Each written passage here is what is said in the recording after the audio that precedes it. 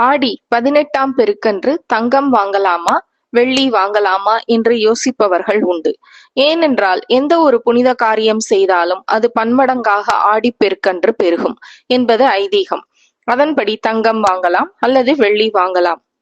இவற்றையெல்லாம் விலை கொடுத்து வாங்கும் அளவிற்கு என்னிடம் வசதி இல்லையே என்று யாரும் வருந்த வேண்டாம்.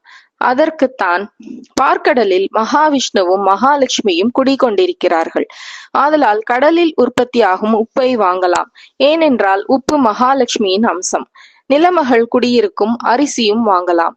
அன்றைய தினம் யாருக்காவது அன்னதானம் கொடுத்து வணங்கலாம். கல்விக்கு உதவலாம். ஆனால் வாங்கக்கூடாத பொருள் ஒன்று உண்டு. கடன் வாங்கவே வாங்கக்கூடாது. ஆயுதங்களை வாங்கக்கூடாது. அதுபோல் தொடைப்பம் போன்ற பொருள்களையும் வாங்கக்கூடாது.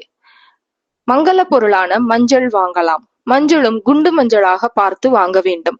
வேறு மஞ்சளை வாங்கக்கூடாது. குங்குமம் போன்ற பூஜைக்குரிய பொருள்களும் வாங்கலாம். இது தவிர்த்து சைவ உணவுகளை உண்பது மிகவும் நல்லது. இது போன்ற ஆன்மீக செய்திகளுக்கு பத்மம் யூடியூப் சேனலை சப்ஸ்கிரைப் பண்ணுங்க, லைக் பண்ணுங்க, கமெண்ட் பண்ணுங்க, ஷேர் பண்ணுங்க. நன்றி, வணக்கம்.